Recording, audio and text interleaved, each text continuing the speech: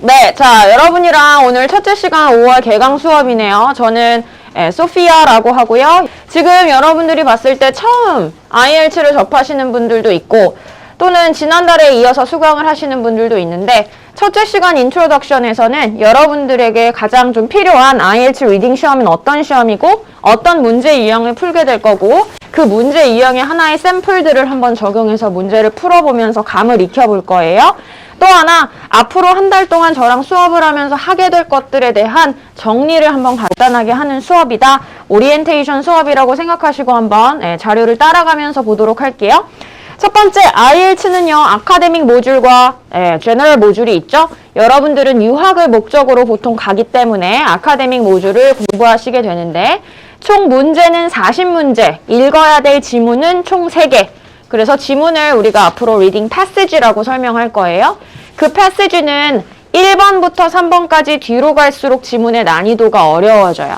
그래서 여러분들이 시간 안배를 할 때 60분이라는 전체 시험 시간 동안 문제가 조금 쉬운 패시지 1에서는 시간을 단축시키고 지문의 난이도가 조금 어려울 수 있는 패시지 3에서 시간을 조금 더 많이 활용할 수 있게 시간 안배를 하는 것도 필요하겠죠?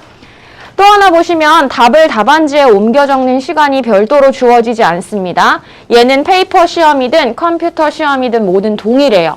그렇기 때문에 여러분들이 시험이 60분 안에 답안지까지 모두 작성해야 하는 시간이기 때문에 지문을 읽는 시간을 최대한 5분 정도는 빼두시고 답안지로 작성할 수 있게끔 시간을 만들어 두셔야 되겠습니다.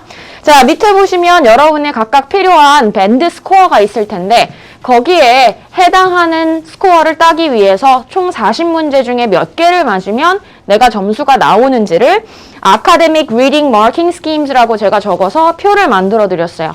여러분은 이걸 가지고 모의고사를 보거나 실제 저랑 문제를 풀어봤을 때 점수를 대략적으로 측정해보는 스킴 기준으로 한번 쓰시면 되겠습니다. 보시면 여러분이 보통 목표로 하는 것이 6점 이상, 그래서 23개에서 26개, 즉 다시 말하면 모든 문제를 다 맞추어야 되는 것이 아니라 여러분들이 확실하게 답으로 갈 수 있는 문제 유형을 공략해서 자신의 목표 점수를 맞추는 것이 IELTS 리딩의 목표라고 잡으시면 좋겠어요. 또 하나 6.5는 27개, 9개, 7.0 이상의 어드밴스드 레벨을 갖기 위해서는 40문제 중에 30개 이상은 여러분이 정답으로 가야 되겠다라고 보시면 되겠고, 그래서 점수 하나 차이로 0.5 이상의 점수가 갈릴 수 있고요. 얘는 우리가 절대평가이므로 여러분이 재채점을 요구한다거나 할 수 없는 영역이에요. 그래서 최대한 맞힐 수 있는 문제를 정확하게 정답을 잘못 썼거나 철자법을 틀려서 실수했거나 하는 경우가 없도록 하나라도 더 많이 맞출 수 있는 연습을 중급 2반에서는 할 거고요. 밑에 리딩 전략을 한번 보시면 자, 리딩이라고 하는 시험이 나왔을 때 여러분들이 보통 하게 되는 것은 뭐냐? 컴퓨터든 아니면 페이퍼 시험이든 간에 문제나 여러분들이 어떤 제목을 따로 읽지 않고 전체적으로 글을 읽기 위해서 시간을 많이 쓰죠. 문제에서 글에서 밑줄도 막 치게 되고 그 다음 단락이 이해가 안 되면 그 단락을 5, 6번씩 계속 반복해서 읽고 여러분들 중에서도 많이 독해를 할 때 다음과 같은 좀 실수들을 하신 분들이 있을 거예요. 또 하나는 단락이라고 하는 문제를 지금 보지 않고 지문의 내용을 다 먼저 읽었는데 문제로 가니까 단락의 내용이 생각나지 않는 경우도 있죠. 분명 이거 어디서 읽은 것 같은데 이 관련된 내용이 어디 있었지 다시 찾게 되는 경우가 생겨요. 그런데 우리가 이게 다시 얘기하자면 시간이 넉넉하게 풀 수 있는 문제와 시험 종류가 아니죠. 우리는 이것을 여러분이 번역을 완벽하게 해서 상대방을 이해시키는 게 목적이 아니라 그 관련된 답을 찾아낼 수 있게 읽으셔야 되기 때문에 다음과 같은 독해 전략을 적용할 겁니다. 첫 번째 뭐부터 확인해요? 문제부터. 여러분 지문부터 보시는 게 아니라 문제에서 요구하는 게 뭔지를 찾아놔야 지문에서 그 문제에서 요구하는 것을 빠르게 골라낼 수 있어요. 그렇기 때문에 지문부터 확인하는 것이 아니라 그럼 제가 알못이다 라고 했어요. IELTS를 모르시는 분. 그래서 문제부터 확인할 겁니다. 그러면 문제의 키워드를 밑줄 치고 지문에서 어떤 내용이 나오게 될지를 짐작하는 방법을 찾아가셔야 돼요. 두 번째는 그러면 문제에서 키워드를 잡으라 했는데 키워드가 뭘까? 당연히 궁금증이죠? 바로 밑에 설명을 드렸습니다. 자, 새로 나오게 되는 명사 부분은 바로 다 키워드로 잡을 수 있어요. 그게 뭔지 뒤에 예문을 한번 가보세요. 자, 보면 example을 보면요. In ancient times, 고대 시대에 only royalty were allowed to wear lapis lazul리를 입었다라고만 되어 있어요. 그런데 여기에서 보니까 only라고 하는 극단적인 어휘가 눈에 걸려요. only는 누구누구만이라는 뜻이니까 귀족층들만 라피스 라줄리라는 것을 입을 수 있도록 허용이 됐다라는 뜻일 텐데 only라고 하는 극단적인 어휘가 지문에서 어떻게 설명이 되고 있는지를 찾으면 답은 쉽게 나올 수 있죠. 그래서 위에 다시 설명드린 것처럼 극단적인 어휘. 극단적인 건 뭐냐? 얘네들만 또는 아무도 안 했어. 또는 모든 사람이 다 했어. 또는 완전히 뭐뭐 했어 등의 예외적인 상황을 두지 않는 부사나 형용사들의 표현은 다 극단적인 어휘로 체크하시고 문제에서 키워드로 잡아야 됩니다. 또 하나 밑에서 보시면 라피스 라줄리라는 것은 가치가 있기 위해서는 totally pure이라는 부사를 사용했죠. 순수한 정도가 완전히 순수해야 된다고 pure이라고 하는 형용사를 부사로 강조했어요. 그러면 totally라고 하는 이 내용이 지문에서 어떻게 설명이 됐는지를 찾으면 쉽게 여러분들이 답으로 갈 수 있는 키워드가 돼요. 그래서 극단적인 어휘, 위에서 설명드린 것처럼 형용사, 수치 등은 문제에서 키워드로 잡고 밑줄을 치거나 동그라미를 쳐놓거나 여러분들이 알아볼 수 있게 표식을 해두시면 됩니다. 페이퍼 시험에서. 이해되시죠? 네. 자, 밑에 세 번째 예문을 보면은 뉴질랜드에서는 작은 호텔에 머무르는 것을 사람들이 좋아했다. 뭐보다? 큰 거보다. 그러면 small과 larger라고 하는 이 형용사 두 가지가 어느 단락에 소개가 됐는지를 찾으면 호텔을 좋아했느냐 안 좋아했느냐에 대한 설명이 답변이 가능하겠죠. 그래서 small, large 등의 형용사도 키워드로 찾습니다. 자, 그러면 이렇게 문제에서 키워드를 잡아놓고 어디로 가느냐? 지문으로 가겠죠. 그러면 지문을 읽는 기술은 어떤 것들이 적용이 될지 3번을 한번 보세요. 지문 읽는 기술 첫 번째는 스키밍이 있습니다. 스키밍은 뜻이 뭐냐? 여러분들이 이 단락이나 글의 요지를 파악하기 위해서, 즉 단락을 이해하기 위해서 빠르게 읽는 기술을 스키밍이라고 해요. 이 전체의 내용 중에 여러분들이 몇 년도에 무슨 일이 일어났고 누가 뭘 했는지 구체적인 사항을 집중하는 것이 아니라 이 단락이 뭐에 대해서 이야기를 하고 싶은지, 즉 작가의 요지를 파악할 수 있게 읽는 것이 바로 여러분에게 스키밍이 되겠고요. 스캐닝이라고 했을 때는 바로 세부적인 정보를 찾아내는 to locate specific information, 세부적인 정보를 찾아낼 수 있는 글을 읽는 방법이 스캐닝입니다. 그래서 꼭 이 IELTS 시험뿐만이 아니라 여러분들이 뭐 다른 시험을 준비했다거나 또는 다른 영어적인 뭐 신문이나 어떤 기사 같은 것들을 여러분이 읽어봤을 때에도 이 두 가지의 독해 기술은 기본적인 독해 전략이 됩니다. 그래서 내가 좀 독해력이 좋다라고 하시는 분들은 이 두 가지가 적절하게 적용이 되면서 글을 읽어가는 사람들이 두 가지의 기술이 연습이 되는 거고요. 앞으로 제 수업에서도 어떤 문제는 스키밍으로 풀 수 있고 어떤 문제는 스캐닝을 통해서 세부적인 정보를 풀 수 있는지를 찾을 거예요. 그러면 전반적으로 문제 유형들을 보면서 어떤 문제들을 풀 수 있는지 보죠. 3번 가세요. 문제 유형별 전략입니다. 자, IELTS에서는 어떤 문제가 나오나요? 라고 물어봤을 때 여러분에게 설명드릴 수 있는 바로 답변이 되는데요. 첫 번째, 빈칸 채우기 유형을 제가 다음과 같이 표현했어요. completion 또는 gap filling이라고 여러분이 체크할 수 있고요. 자, 빈칸을 여러분에게 줍니다. 문제에서. 어떤 문장에 빈칸을 뚫어놓고요. 그 빈칸을 지문에서 골라서 답으로 쓰게 해요. 그럼 답에서는 무조건 지문에 있는 단어로 답을 써야 됩니다. 이해되시죠? 여러분이 생각해서 쓰는 게 아니라 지문에서 골라서 답으로 쓰는 게 되겠고요. 문제는 지문의 순서대로 나옵니다. 이거 밑줄이에요. 10문제 나왔다. IELTS에서 9개 이상은, 즉 거의 100%는 지문의 순서대로 문제가 나오게끔 되어 있어요. 다시 말하면 1번 문제가 먼저 윗단락에서 풀리고 2번 문제는 더 이상 윗단락에 나오지 않아요. 밑에 여러분에 해당하는 단락의 설명이 나오기 때문에 문제를 순차적으로 풀어갈 수 있다는 얘기입니다. 자, 그리고 문제의 문장에서 키워드를 파악합니다. 아까 키워드를 파악하는 방법은 설명드렸죠? 새로 나온 명사나 동사 또는 형용사, 극단적인 어휘들, 수치나 연도 같은 정보들을 밑줄 쳐서 그 관련된 내용이 어디에 나왔는지를 찾아내야 되겠죠. 그럼 아까 찾아내는 연습, 독해 전략 중에 뭐가 필요하죠? 스캐닝이 필요하겠죠. 네, 그 내용이 어디에서 소개가 되는지 스캐닝을 해서 지문에서 찾아내면 되겠고요. 그런데 그 단어가 똑같이 나오면 여러분에게 눈만 좋으면 찾을 수 있겠죠. 아까 only royalty에 only royalty만 나오면 충분히 찾을 수 있겠지만 IELTS는 여러분 시력 테스트가 아니기 때문에 뭐가 나올까요? 그 키워드를 동의어로 바꿔서 내거나 문장을 의역해서 줍니다. 그걸 뭐라고 했느냐? 제가 동의어라고 설명을 했고 그 단어를 우리가 의역이라는 단어를 paraphrase하고 앞으로 제가 설명을 드릴 거예요. 얘는 무엇이냐? 바로 문장 구조를 바꿔서 설명을 주는 내용이 되겠죠. 지문의 내용은 똑같으나 문제에서의 표현과 지문 단락의 표현이 다른 경우를 얘기합니다. 그래서 동의어 또는 의역된 부분을 답으로 찾아가시고 빈칸을 알맞은 단어로 쓰시면 되겠죠. 또 하나 밑에 체크 표시를 보면 문법 오류가 있는지를 확인하셔라 라고 했어요. 여러분의 빈칸에 라고 써있고 빈칸을 찾아야 되는데 여러분이 여기에 아주 당당하게 난 빈칸에서 이 답이 맞는 것 같아 북스를 썼어요. 그럼 맞아요? 아니죠. 왜 안 될까요? 단수 명사가 나올 수 있다라는 부정관사가 앞에 붙어 있기 때문에 지문에서 북스는 안 봐도 오답이에요. 그래서 여러분은 지문을 읽을 때 그리고 답을 찾아낼 때 문법이 얼마나 중요한 지식이 되는지를 계속 연습하셔야 돼요. 아, 이 지문의 빈칸은 무조건 단수 명사를 쓸 수 있겠구나.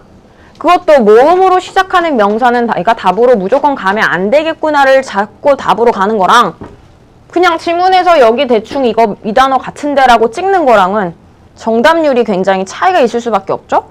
네, 그래서 이 빈칸의 품사, 즉 문법의 단수, 복수, 시제 등의 표현을 정확하게 키워드로 잡고 지문에서 답으로 찾으면 정답률이 높아집니다. 뒤로 한번 넘어가서 샘플 풀어볼게요. 3쪽.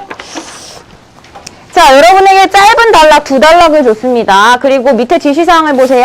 Complete the sentences below. 밑에 있는 문장을 채워 넣을 건데 밑줄 한번 쳐보세요. No more than 3 words.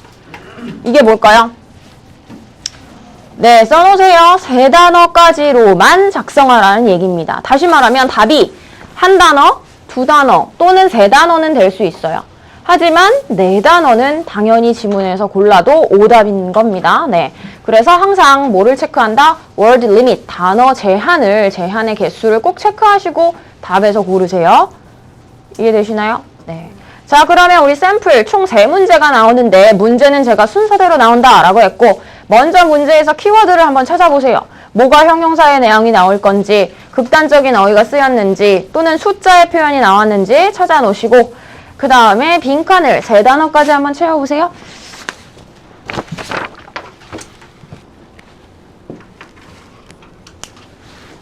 자, 지금이면 여러분들이 지문을 다 문제의 키워드를 찾고 읽어도 시간이 남을 수 있는 시간이에요. 왜냐? 여러분은 이 내용을 전반적으로 세부적인 정보를 찾아내는 식으로 읽으셨어야죠. 구체적이고 되게 세부적인 내용 자체를 모두 다 여러분이 이해하면서 문제를 읽으시려고 하면 시간은 더 많이 소요되죠. 제가 이 시험 자체는 타임 매니지먼트, 시간 배정이나 관리가 굉장히 중요한 시험입니다. 그래서 어떻게 키워드를 찾았고 지문에서 어떻게 답을 찾을 수 있는지를 보도록 할게요. 첫 번째는 당연히 우리 새로 나온 명사 The German University 모델이 키워드겠죠. 얘가 어디서 나왔는지 찾으려면 키워드로 동그라미 위줄 쳐 있어줘야 돼요. 그 다음에 볼까요? 자, 얘가 뭡니까? popular 형용사예요. 뜻이 뭐죠? 네, 인기가 있어요. 그런데 언제 인기가 있어요? 19세기에. 자, 그런데 그거 she promoted 뒤에가 비었단 말이에요. 그러면 이 문장에 여러분 promoted는 품사가 뭐예요? promoted의 품사가 뭐예요? 문법을 활용하세요. 동사죠. 이해돼요? 문제에서 여러분 주어가 The German University 모델로 나왔잖아요. 그럼 여기에서는 동사 형태로 뒤에는 목적어의 자리가 빈 거예요. 그럼 여러분의 답은 명사를 골라야 돼요. 제가 다니면서 본 친구들 중에 around the world 이런 답으로 쓰신 분이 있어요. 그거 답이 일단 틀리게 되죠. 왜 틀려요? 명사가 아니니까. around라고 하는 건 전치사를 이끌어갈 수 있는 전치사 구가 답이 되는데 만약 여러분들이 여기에다가 그 답을 썼다면 이건 안 보고도 틀린 거예요. 다시 가요. 빈칸에 품사를 제대로 앞과 뒤를 가지고 유추하는 게 필수예요. 리딩 지문 읽을 때 이 연습이 돼야만 get feeling 문제 무조건 시험에 나와요. 빈칸 채우기 문제 시험이 안 나오는 적이 없어요. 리딩에서. 예, 해결할 수가 없습니다. 그래서 명사 찾아낸다는 거 키워드 잡아놓고요. 2번 보세요. 지난 200년에 걸쳐서 키워드죠. 왜?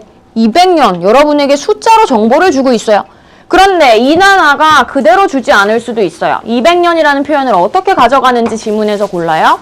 그 다음 자 대학 교육이 전체적인 내용인 것 같죠?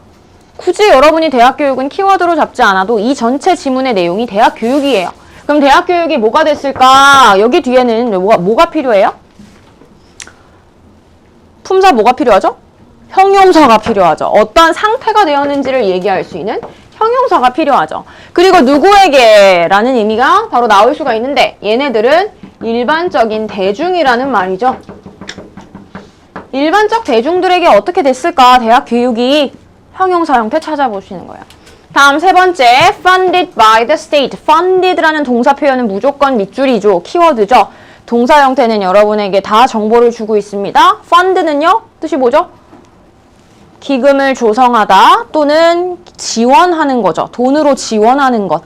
그러면 지원을 받는다라는 말이 될 거예요. 비동사가 나왔으니까 수동태 형태고 그러면 state, 주정부나 donors, 바로 기부자들이나 또는 여기에서 나올 수 있는 빈칸은 여러분이 무엇의 품사로 유추했죠? 명사죠. 왜 명사예요? 왜 명사죠? 돈을 지불하는 이라고 앞에서 형용사를 꾸며주고 있잖아요. 네, 이 전체 내용이 이해가 안 되시는 분들은 문법을 꼭 보강해야 돼요. 중급위에 앉아있지만 문법이 부족한 경우는 개별적으로 문법을 정리하셔야 됩니다. 품사의 이해가 없이는 지문을 이해하거나 다른 영역도 계속 여러분이 어려울 거예요. 네, 품사를 이해해가면서 푸세요. 자, 그럼 다음과 같이 한번 지문에서 골라볼까요? 자, German University 모델 어디에 나왔어요? 네, 잘했습니다. 자, by the end of the 1800s, 1800년대 후반까지는 바로 독일의 대학교 모델이 어디에 기초를 두고 있느냐? More liberal values, 바로 조금 더 리버럴이란 뜻은 교양의 가치죠. liberal, 예. 교양의 가치에 기초를 두고 있는 이 독일 대학 모델이 had spread around the world, 이렇게 줬어요. 자, spread란 뜻이 뭘까요? 네, 퍼지다? 전 세계에 확산되었다라는 의미죠. 다시 말하면 뭐랑 같아요? 인기가 있어졌다. 그리고 이 19세기는 1800년대를 가리키죠. 그러니까 얘를 1800s라고 표현했다. 그러면 답으로 될 수 있는 명사 구조는 뭐밖에 없어요? 무엇을 좀 더 촉진시킨 건가요? liberal values가 되겠죠. 그래서 만약 more 쓰셨어도 정답이 될 수 있고 교양의 가치, 교양적인 가치를 말하는 liberal values가 명사 구조에 제일 적합한 표현이 됐겠죠. 이렇게 찾아가시는 거예요. 이해됐어요? 네. 그래서 뭐 promote란 동사는 여러분들이 기본적으로 알고 있는 동사의 형태는 자주 나올 수 있는 동사들은 기본 동사로 외워두시고 어떻게 그 단어가 paraphrase 됐는지를 찾는 겁니다. 얘는 그대로 문제에서 주어졌으니까 찾기가 쉽죠. 오케이? 자, 다음으로 넘어가요. 이제부터 뒤에서 문제가 설명이 될 거니까. 자, 19세기, 20세기를 가리키는 다음 문장을 한번 밑줄 쳐보세요. In the 19th and 20th centuries.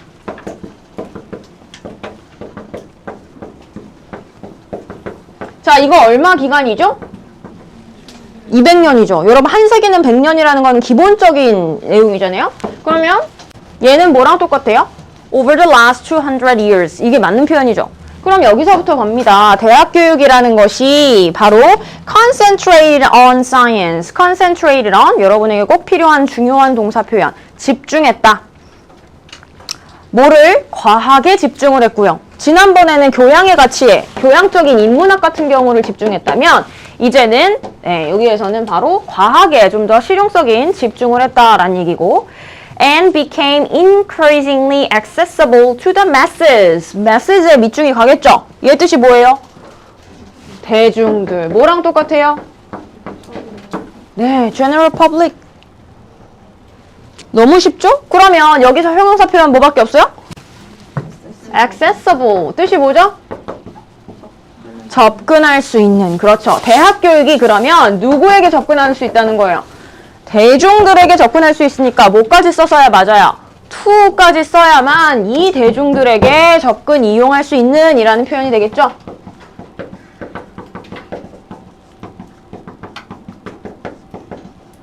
자, 봐봐요. 우리가 유추했던 형용사가 그대로 맞아 들어가고 그 다음 the general public이라는 말은 masses라는 대중들로 paraphrase, 동의어를 사용해서 의역이 되었고 지난 200년이라는 표현도 다음과 같이 색이라는 단어로 표현이 됐다. 이게 리딩 문제 전체예요. 다예요. 여러분이 알 수 있는 리딩 문제. 세 번째 갑니다. 자, 그러면 내용, funded에 대한 내용 어디 있었을까요? 자기가 답을 찾았으면 그걸 항상 표시해 두세요. 저랑 풀이할 때 해석을 할 수 있도록. 어디 있죠? 두 번째 단락, 네, 두 번째 문장부터 갑니다. 몇몇 국가에서는요, 대학들이 predominantly, 지배적으로 funded by the state, 밑줄이죠? 어디랑 똑같아? 그대로 나왔죠. 그래서 얘는 되게 쉬운 난이도인 거예요. 단어를 바꾸지 않았기 때문에. 자, 주정부에 의해서 지원을 받습니다. While in others, 다른 곳들은 어떠냐면 funding may come from donors, 기부자들에게 올 수도 있고요. Or from fees, fee는 뭘 가리켜요? 학비를 가리키는 fee paying과 관련된 내용이죠. 그럼 이제 명사 갑니다. 누가 내요, 그 fee를? 네, 이 대학교를 다니는 학생들이 낸다라고 했습니다. 그럼 여기 들어갈 수 있는 명사 뭐예요? 그렇죠. student, 돈을 지불하는 학생들, 다시 말하면 fees, 비용인데 which students attending the university, 대학교를 다니는 학생들이 must pay, 돈을 지불해야 된다는 얘기니까 당연히 명사 형태 students밖에 답으로 갈 수 없죠. 자, 제가 지금 전체적인 글은 대충 여러분에게 흐름만 잡을 수 있게 했지 세부적으로 독해나 여러분에게 직역을 시키지 않았죠. 다음과 같은 문장은 눈으로 빠르게 읽어가면서 키워드를 찾고 스캐닝을 통해서 답으로 찾아내는 것이 빈칸 채우기 유형이에요. 빈칸 채우기 유형은 아까 말한 것처럼 항상 나옵니다. 그래서 연습을 많이 해두시고 품사에 대한 이해를 좀 늘려가세요. 오케이, 자, 다음 문제 세트 볼까요? 자, 항상 나오는 문제 유형이 1번이었다면 2번 역시 항상 나와요. 여러분이 언제 시험을 보든지 간에 IELTS를 시험을 봤는데 true, false, not given이나 yes, no, not given이 문제가 나오지 않는 적이 없어요. 그래서 앞에 초반부에서는 저랑 같이 이 두 가지 유형을 많이 연습을 해볼 건데 true, false, not given은 지문에 제시된 정보가 지문과 일치하면 true, 상반되는 내용이라면 false, 전혀 나와 있지 않다면 not given으로 가는 문제 유형입니다. yes, no, not given은요, 비슷하나 저자의 관점을 물어보고 있기 때문에 이 저자의 관점이 지문에 나와 있다면 yes고요. 상반되는 내용이라면 no, 그 다음 전혀 알 수 없거나 정보가 없다면 not given으로 가는 문제 유형입니다. 자, 그래서 이 문제 역시도 문제는 지문의 순서대로 보통 나와요. 즉 1번의 문제가 첫 번째 단락 마지막에 있었다면 2번 문제는 두 번째 단락부터 나올 수 있기 때문에 2번 문제 찾기 위해서 다시 첫 단락으로 가는 실수를 하거나 지문을 다시 역행해서 읽으시게 되면 시간만 계속 쓰일 수밖에 없겠죠? 순서대로 나온다는 거 익숙하게 연습하시고 그 다음 지문에 있는 내용을 그대로 해석할 수 있게, 즉 자신의 개인적인 유추나 추측을 하지 않도록 주의하셔야 됩니다. false와 not given을 보통 여러분이 많이 틀리게 되는데 두 가지의 차이점을 잘 보세요. 지문에 이 내용이 나와 있으나 상반되는, 즉 잘못된 내용일 때가 바로 false예요. 그런데 not given은 문제의 내용이 지문 자체에 언급되어 있지 않을 경우가 not given입니다. 그래서 여러분들이 not given과 false를 보통 잘못 이해하시고 문제를 많이 틀리는 경우가 있으므로 문제로 직접 practice, 연습을 하도록 할 겁니다. 또 하나는 우리가 역시 키워드를 잡는 게 중요하죠. 문제의 키워드는 극단적인 어휘나 형용사들, 새로 나오는 동사나 명사 유형에 유의하시고 지문을 순서대로 한번 찾아갑니다. 자, 프랙티스 2개 해볼 건데요. 2번과 3번 있습니다. 그래서 2번과 3번 읽어보시고 저랑 같이 풀이를 해볼게요. 자, 같이 보겠습니다. Practice 2에 여러분의 키워드를 어떻게 잡았는지 예문을 한번 볼까요? 자, 오늘 사무엘 페피스라고 하는 사람이 주제인데 밑줄 한번 쳐놨나요? More famous? 비교급이죠? 네, 비교급은 항상 비교의 대상이 두 개 등장하죠. 자, 언제 더 유명해요? 오늘날. 언제보다? During his own lifetime? 생전에 살아있을 때보다 라는 말이겠죠. 그러면 비교의 대상이 두 개가 다 등장해야만 여러분은 true나 false인지로 대답할 수 있겠죠. 두 번째 문제로 갑니다. 자, for purely business reasons. 밑줄. 네, purely란 뜻이 뭐예요? 순전히. 그럼 뭐예요? 극단적인 어휘죠? 다른 거 없이 바로 이 사업적인 목적으로만 일기를 쓴 사람이 맞다면 true예요. 그래서 극단적인 어휘를 가지고 문제에 키워드를 준 게 2번. 1번은 형용사를 가지고 비교급을 준 게 바로 문제 1번입니다. 그럼 찾아볼까요? 1번 어디서 찾았어요? 네. 단어가 지금 famous랑 똑같죠? 네. 잘 알려졌다라는 말을 쓸 때 우리가 형용사 well known을 씁니다. 자, 그러면 이 문장을 한번 볼게요. 사무엘 페피스는요, 초창기에 다이어리스트, 즉 글을 이 다이어리를 쓴 사람을 가리키는 명사가 됐겠죠. 다이어리를 쓴 사람인데 그 사람은 오늘날 잘 알려져 있다라고 했습니다. 그런데 예전 그가 생전에 대한 내용은 나와 있어요? 없죠. 관련된 비교급의 두 가지 대상이 모두 등장하지 않았기 때문에 답은 뭐로 가야 돼요? 네. 이렇게 찾아야 되는 거예요. 이해되세요? 만약 여러분들이 얘를 true로 갔다면 그의 생전에는 유명했는지 아닌지에 대한 정보가 있었어야만 돼요. 없죠? 그래서 정보가 알 수 없다. 락기분으로 가는 문제. 2번 갑니다. 자, 페피스는요. 자, 비즈니스 리즌스에 대한 내용이 어디 나올까요? 밑에서 세 번째 갑니다. 자, 페피스는요. 바로 이 다이어리를 쓴 최초의 사람들 중에서 beyond mere business transaction notation 밑줄 갔나요? beyond는 뜻이 뭘까요? 넘어서라는 형용사의 표현이 되죠. 전치사의 표현이에요. 죄송해요. beyond, 뭐를 넘어선 겁니다. 단지 거래적인 목적을 넘어섰다라는 말이죠. 비즈니스는 우리가 사업을 이야기하고 transaction은 거래니까 비즈니스 트랜잭션이 뭐랑 똑같은 말이에요? 바로 business reasons를 가리키겠죠. 그러면 그 목적을 넘어섰다라는 말은 뭐랑 똑같을까요? 뒤로 계속 이어지죠? into the realm of the personal. 개인적인 영역으로 갔다라는 말이니까 순전히 이 사업적인 목적이라는 내용과 어떻게 돼요? 상반되죠. 그래서 beyond mere business transaction 이 말이 주어진 지문과 제목, 이 문제가 상반됩니다. 그럼 답은 뭐로 가요? false로 가겠죠. 또 하나 유의하실 것, 지문이 true, false, not given이라고 문제를 풀라고 주고 있는데 no라는 n을 썼거나 yes라는 y를 쓰면 모두 다 오답이에요. 나와 있는 대로 답을 하세요. 만약 지문에서 true, false, not given으로 골라라 라고 되어 있으면 true, false, not given으로 답을 할 수 있게끔 쓰세요. 아셨나요? 그리고 줄여서 F, NG 이렇게 답 쓰지 마세요. 여러분들이 대소문자는 상관없지만 답안지에 작성하실 때에는 여기 나와 있는 지시사항에 맞춰서 답을 하는 게 중요합니다. 지시사항에 그렇게 쓰라고 되어 있으니까 맞춰서 답을 쓰세요. 이해되세요? 두 개 풀어봤어요. 자, 다시 샘플 가볼까요? 뒤에 거. 자, 이번에는요. 템즈강의 터널에 대한 내용이 설명이 되고 있고요. 자, 첫 번째 were drawn from all over 키워드죠. drawn이라는 뜻은 뭐의 분사형인가요?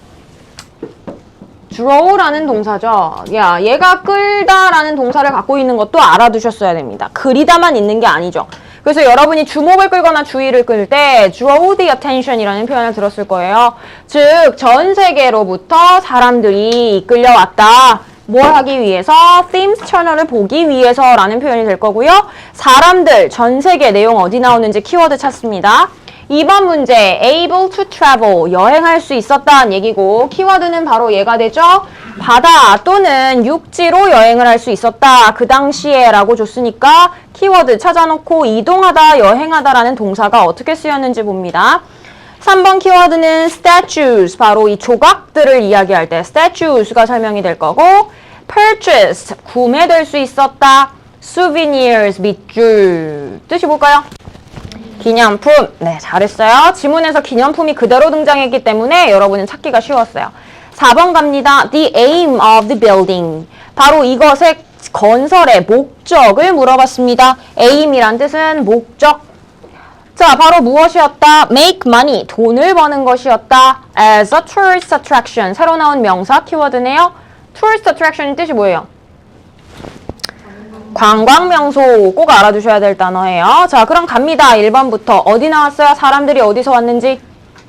두 번째 문장. Very good. 정말 잘했어요. People came from far and wide. 밑줄 치세요.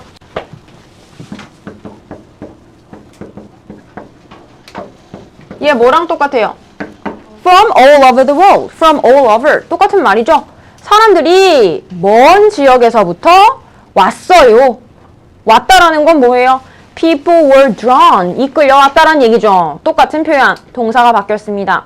그 다음 to see the first tunnel. 이 말은 to see the Thames Tunnel을 이야기하죠. 최초의 터널이라고 언급했기 때문에. 그럼 정답 1번은 뭐가 되나요? True. 이거 낯기분한 친구들 많았는데 제가 돌아다니면서 보니까 자, 키워드와 어디에서 지문에 문장이 매칭되는지를 못 찾은 경우는 본인이 그냥 낯기분이라고 문제 풀고 넘어가죠? 예, 사람들이 이끌려 왔다라는 말은 전 각지에서 보러 왔다라는 말이니까 완전히 일치하는 문장이었어요. True? 2번 갑니다. 자, 사람들이 2번 문제가 어려웠는데 그 당시에 이동했던 것에 대한 설명이 어디 나와요? 밑에서 네 번째 줄 보세요. In the age of sail. sail은 뭐죠? 항해하다. 항해. 항해 어디서 해요, 여러분? 바다에서 하죠. 그러면 바다로 항해를 할 수 있는 시대였고요. 그 다음 horse-drawn carriages라는 말은 뭐예요? 말이 이끄는 마차죠? coach는 마차를 뜻하잖아요. 다시 보면 말이 이끄는 마차는 뭐로 이동할 수 있던 걸 가리켜요? People were able to travel by land. 육지를 통해서 이동 경로가 가능했다라는 것을 의미하죠. 꼭 패러프레이즈가 그 단어 자체만 찾으시면 문제 전체를 이해할 수 없는 경우도 많아요. 동의어 사용이나 의역된 부분을 집중하셔야 되고요. In the age라는 말은 그 당시 시대를 의미하므로 in those days가 가리켜야겠죠. 그럼 답은 뭘까요? 역시 true가 됩니다. 이해돼요? 네. 오케이. 2번이 가장 어려울 수 있었고 그럼 3번은 바로 이어지죠. 만약 2번 못 찾았다고 해도 3번이 바로 다음 문장에 소개되니까 1번, 3번 사이에서 2번 답을 무조건 찾을 수 있게 하는 팁도 얻어가시면 좋겠죠. 문제 순서대로 나온다고 했어요. 자, 3번 갑니다. 자, 어디 있을까요? People came long distances. 바로 먼 거리를 사람들이 와서 bought souvenirs. 바로 기념품을 샀습니다. And listened to the entertainment in the cross-tunnel arches. 바로 이 터널을 지나가는 곳에서 바로 우리가 뭐 entertainment면 오락거리를 가리키니까 이 내용도 들었다라고 줬죠. 그런데 기념품으로 뭘 샀는지에 대한 내용 알 수 있나요? 몰라요. 기념품에 대한 내용은 나왔지만 statues를 샀는지에 대한 내용은 나와 있지 않죠? 그럼 답을 뭐로 가요? 네. 맞았어요? 다음 문제. 자, 이 건설 목적 어디 나오죠? 나올 거 당연히 마지막밖에 없겠죠. 순서대로 나오니까. The idea, of course. 그러면 이 관련된 목적이나 의도, 생각은 was not entertainment. 바로 오락거리가 아니었고요. But to move cargo. 화물이라는 뜻의 cargo. 화물을 운반해서 turn a profit. 뜻이 뭘까요? 돈을 버는 겁니다. make money. profit은 이윤, 이익을 이야기하죠. 이윤을 창출하고 이윤으로 바꾸는 것이 목적이에요. 근데 뭐가 아니에요? 얘가 아니죠. 무엇이 목적이었어요? 화물을 운반하는 것이 목적이니까 정답은 false지. 맞아요? 이렇게 푸는 게 무조건 시험에 나온다. True, false, not given. 문제에 대한 내용의 일치 문제. 오케이. 이해되세요? 오케이. 만약 여기에서 이제 좀 개념을 잡았다 하는 친구들은 다음 시간부터 충분히 여러분이 찾아갈 수 있을 것 같아요. 자, 3번 유형 갑니다. short answers, 단답형 유형이고요. 의문사를 주고 그 의문사를 지문에서 답으로 골라서 찾아라 라는 내용이기 때문에 의문사가 무조건 키워드가 됩니다. 즉 관련된 내용, 세부적인 내용을 연결하는 스캐닝을 통해서 문제를 풀고요.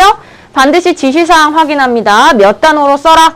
그러면 그 단어 수에 맞춰서 쓰셔야만 답으로 인정된다라는 거 역시 표기해 두시고 short answers는 반드시 나오는 유형은 아니에요. 자, 다음 넘어가서 4번 매칭 유형 갑니다. 연결하기 문제 유형, 얘는 조금 유형 문제가 다양하기 때문에 제가 수업 시간에 다시 한번 어떤 문제가 매칭 유형으로 등장하는지 문제 풀 때 알려드릴 건데 보통 단락에 해당하는 정보가 어느 단락에 나와 있는지를 연결하는 문제, 단락 연결하기 문제나 연구자 또는 연구의 이름을 주고 그것의 세부적인 정보를 연결하는 문제가 나오므로 모두 스캐닝을 통해서 풉니다. 즉, 세부적인 정보가 어디에 나와 있는지를 찾아내는 형식으로 풀게 되고요. 문제에서 다음과 같은 주의 표시가 주게 되면 같은 답이 2번 이상 쓰일 수 있다라는 표시이기 때문에 같은 단락의 답이나 제목이 2번씩 쓰일 수 있다라는 표식이 됩니다. 이것도 하나 알아두시고 5번 유형은 객관식 유형입니다. 여러분이 보통 잘 알고 있는 유형. 그래서 보기를 4가지 줘요. A, B, C, D. 그 중에서 가장 적절한 내용을 연결하게 하는 문제. 그래서 대부분 지문 순서대로 나오게 되고 스캐닝 또는 스키밍을 통해서 풀게 되는 2가지 유형이 모두 등장하니까 저랑 객관식 유형도 어떻게 풀어가는지 한번 유추를 해볼 거고요. 다음 6번은 지금까지는 모두 스캐닝으로 푸는 문제 유형이었지만 얘는 단락에 제목을 붙여야 되기 때문에 제가 헤딩 유형이라고 정리합니다. 각각의 단락을 주고 그 단락에 가장 적절한 제목을 붙인다는 것은 전반적인 요지를 이해해야만 제목을 붙일 수 있겠죠. 그래서 스키밍, 즉 전체적인 요지를 파악할 수 있게끔 읽는 연습이 필요하고요. 보통 여러분에게 리스트로 만약 문제가 5개라면 6, 7개 이상 줍니다. 다시 말하면 답이 아닌 것도 들어갈 수 있기 때문에 하나가 틀려버리면 연속해서 다 틀릴 수도 있게 되겠죠. 그래서 문제의 개수보다 선택 항목의 개수가 더 많으므로 하나가 틀렸을 때 연결돼서 틀리는 걸 주의하셔야 되고 각 문단에 즉 주제문, 개요문이 잘 등장하는 처음이나 앞부분이나 또는 뒷부분에 유의해서 읽는 연습을 저랑 헤딩 유형으로 같이 정리를 해볼 겁니다. 헤딩 유형 역시 여러분이 많이 틀리는 유형 중에 하나예요.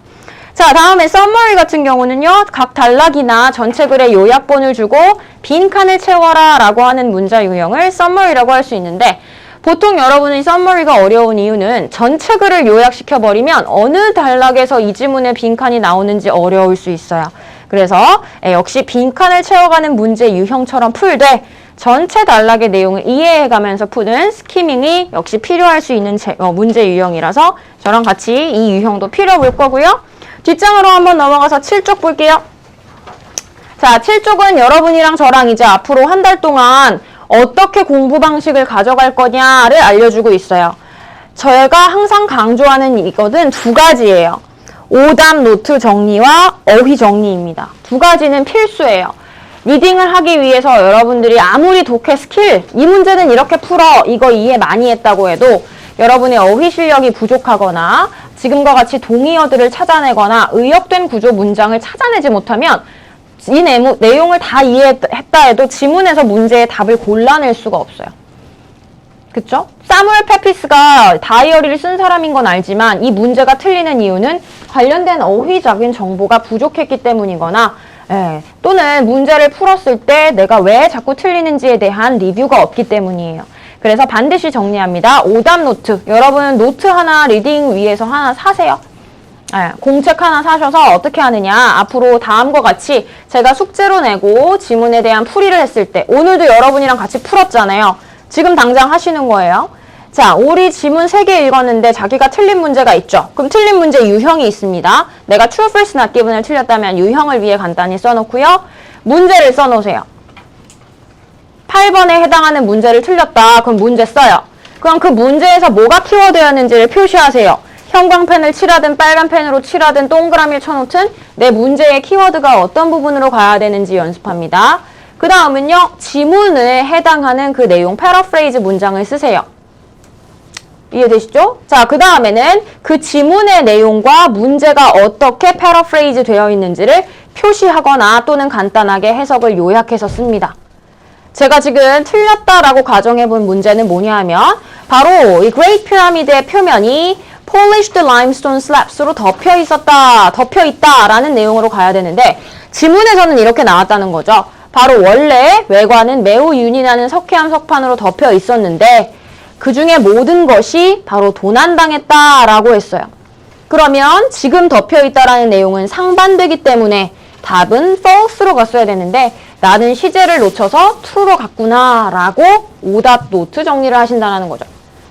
그리고 여기에서 내가 틀릴 수 있었던 어휘들 exterior라는 단어가 외관 또는 limestone, 석회암 등의 여러분의 단어를 정리해서 같이 오답 노트 밑에다 어휘 정리도 해두시는 겁니다.